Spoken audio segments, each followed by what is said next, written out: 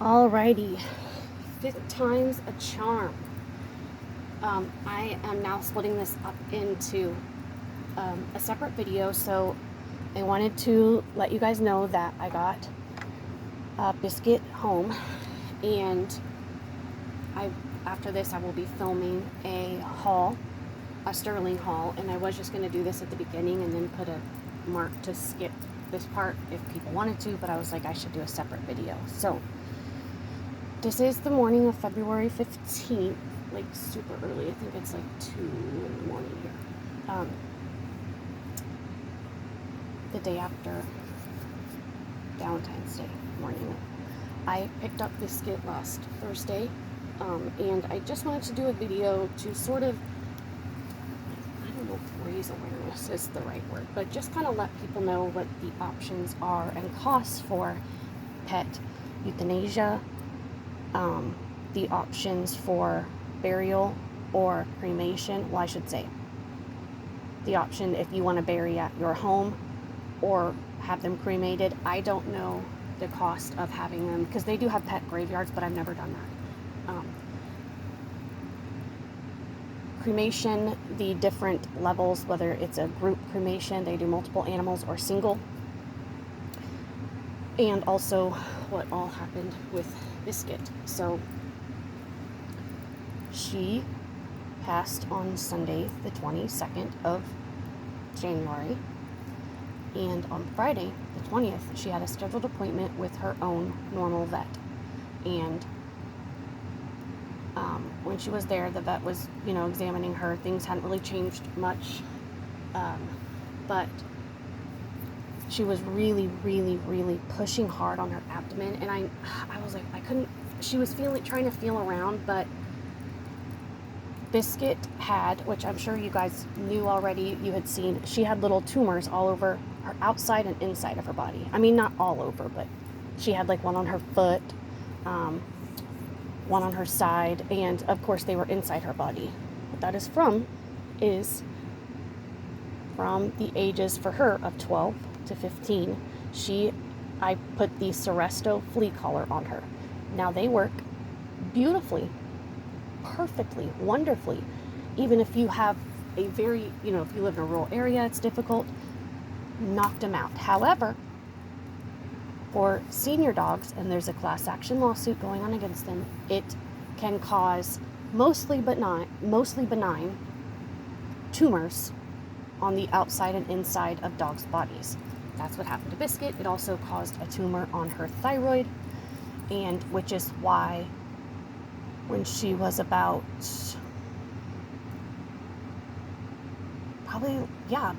it was almost exactly a year after she had been on she was like 13, she gained 30% of her body weight in 4 months, and she was never a overweight dog at all. She was at the bottom of her weight class, nothing. So anyway, when I took her to the vet on the 20th, her normal vet appointment, she was pushing on her abdomen. Then I noticed Biscuit was getting more uncomfortable Saturday into the afternoon, and then over Saturday night. So Sunday morning, our normal vet wasn't open, so I took her to our backup vet, which she has been here before, and I actually do really like this place, and I highly recommend them. And I wanted to tell you about them because this is a chain that's all over the U.S. This is called Banfield, and let me show you, cover up her name and info. So you can look it up if you want. Banfield, and that's just the shopping center.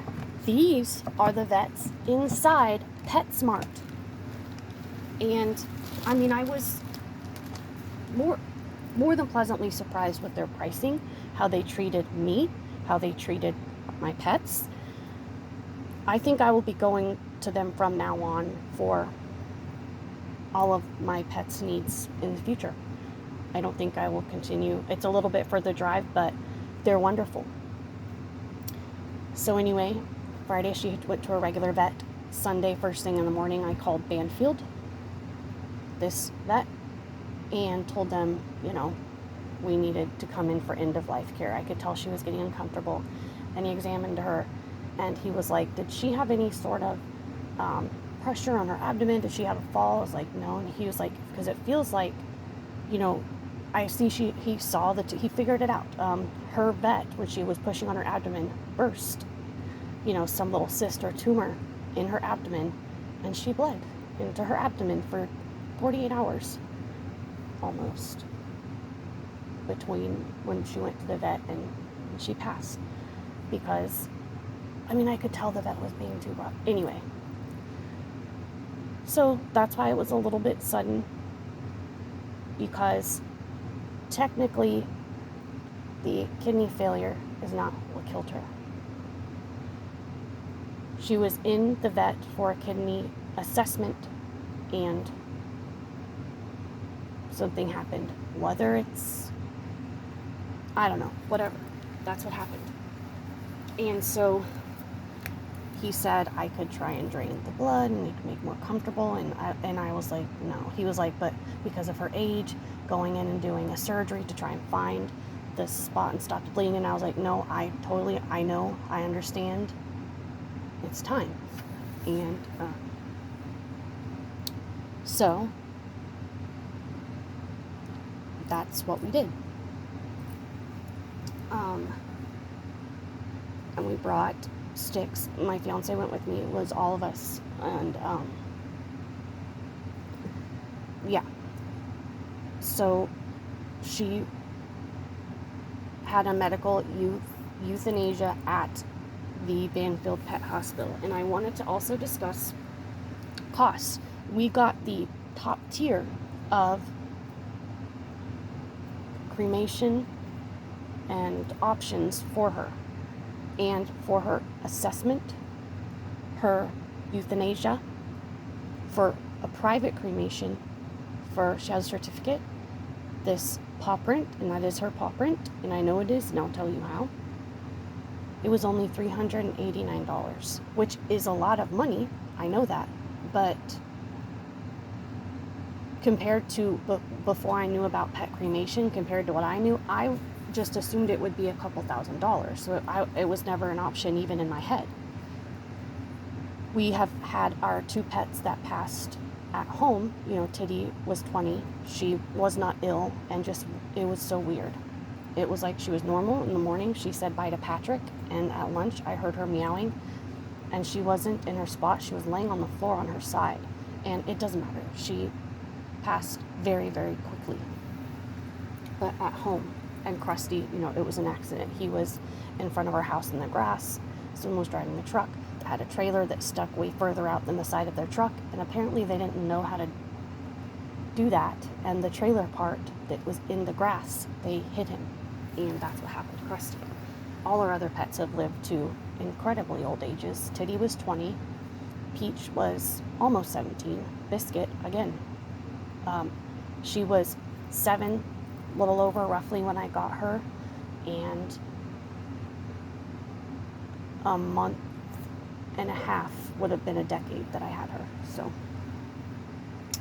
anyway, I wanted to just, I guess maybe raise awareness of the options, not only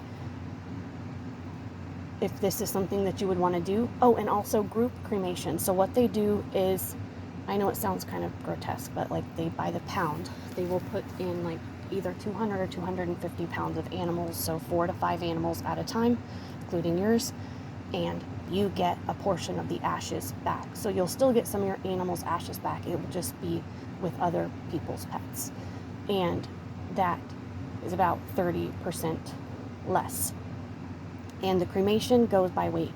Titty's was the least expensive because she was the tiniest, about 7 pounds. She was about, I believe, 120. Hold on, pause. Okay, so Titty was the smallest animal, and Biscuit is the biggest animal that I have had cremated, the biggest animal I've had.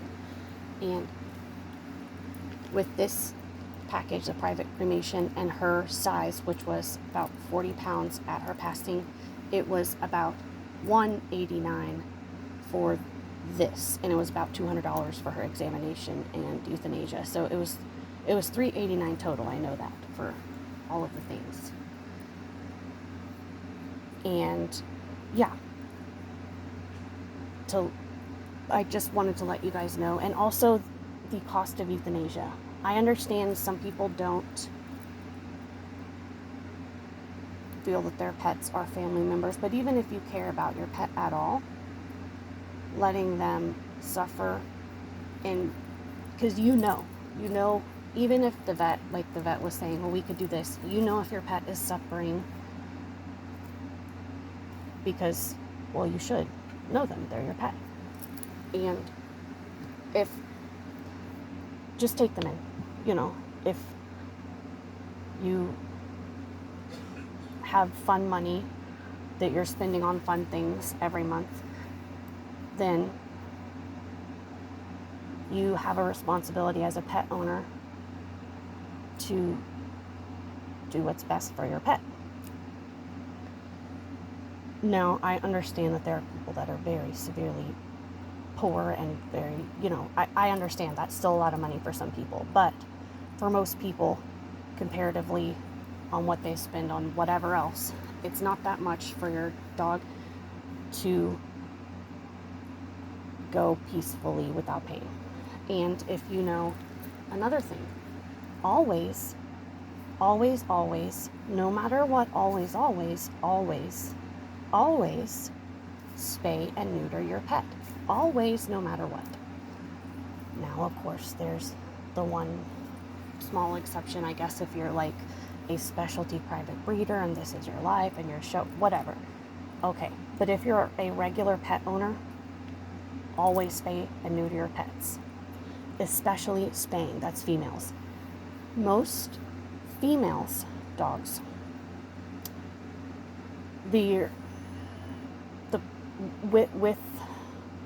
without them being fixed, it's a much higher likelihood that they'll get cancer of the female organs, ovaries, uterus. They have those just like people.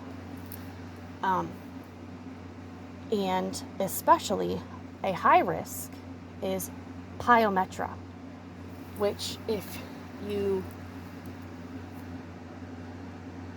are not careful, they can get well into adulthood, and especially into adulthood, which is an infection of the uterus from their vagina into the uterus.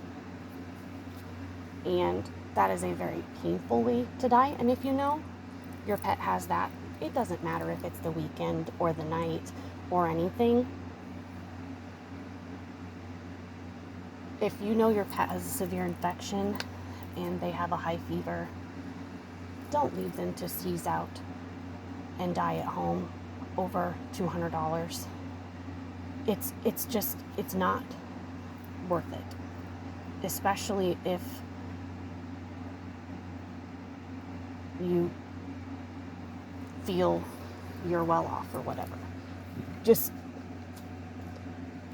if you are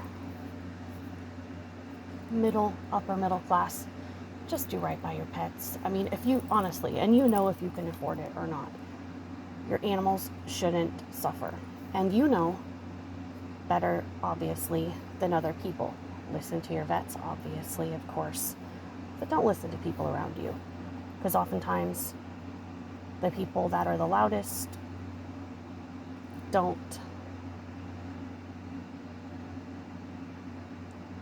either don't take good care of their pets or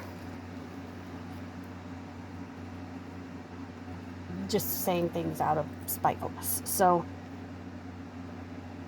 be intuitive. Give your pet the care that they deserve. If they're suffering, it is affordable. And most vets, if they know if you are lower income, sometimes I know smaller vets, they will not even charge for a euthanasia because they want you to bring them in if they're suffering. Like, don't let them just, you know what I mean? I don't mean because, oh, your dog you know, they have some arthritis or something. You know, I don't mean that. You know your dog. And yes, and also, if you are a big animal lover and never thought about or knew about pet cremation, this is another great option that is, I think, for what it is, surprisingly affordable. Before my mom had told me about it, I mean, I knew obviously it existed, but I just assumed it was for crazy rich people and it was thousands. So I just wanted to let you all know what happened with Biscuit. This is an option. This is available. It came with a private nameplate that they made for her. You can pick a name. And the other, this was a new cremation place. The other place that did Peach, all three of our animals, I guess, was who our other original vet used. This was a new place, but they had the same option. You could pick a type of box or an urn and a nameplate. And this place, the other places didn't do pet foot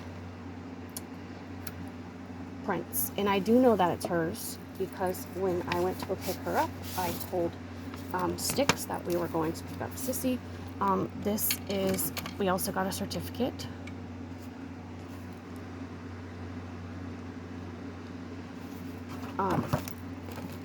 And so, you know, I put her in the stroller, we went in and got the thing, and she went in the car, and I opened everything up because the box was in a velvet bag, and then inside the box is a silk bag, and inside the silk bag is a plastic bag with the ashes. And then this was in a box with a stamp. And Sticks was licking it because it still smelled like her, because they just put her real foot in clay or whatever. So, anyway, both places that I went to had the option for the nameplate with a real name and nickname, and a box option, and a certificate. This new place did the footprint as well. Relatively the same cost. So, thank you all for listening. Sorry for rambling, but I figured a lot of you have been very involved in, you know, with Biscuit and would want to know. So, thank you for watching. I'll talk to you all soon. Bye.